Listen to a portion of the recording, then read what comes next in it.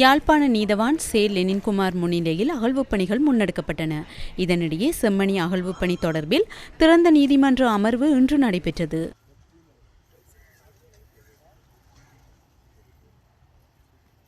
இன்று மாலை 3 மணி அளவில் ஒரு நிர்வாக ரீதியான கலந்துரையாடல் இந்த அகழ்வு பணிகளும் அதனோடு தொடர்புடைய வேலைகளும் எவ்வாறு நடைபெற வேண்டும் என்பது தொடர்பாக திறந்த நீதிமன்ற அமர்வாக இடம்பெற்றது.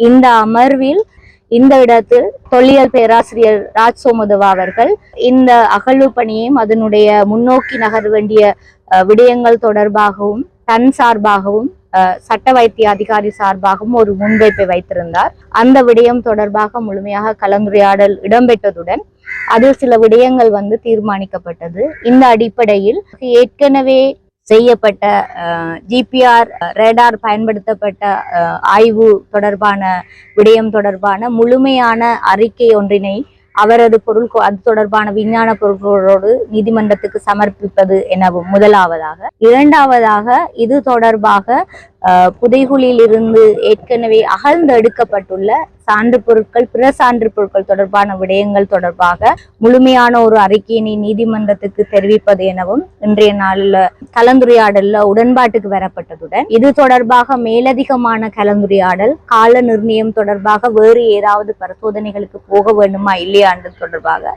இந்த 2 அறிக்கைகளினை பயன்படுத்திய அடிப்படையில் அது நீதிமன்றத்துக்கு சமர்ப்பித்ததன் பின்னர் அக்டோபர் மாதம் 14ஆம் தேதி அளவில் மேலதிகமான கலந்துரையாடல் இதே திறத்தவர்களுடன் நடைபெறும்.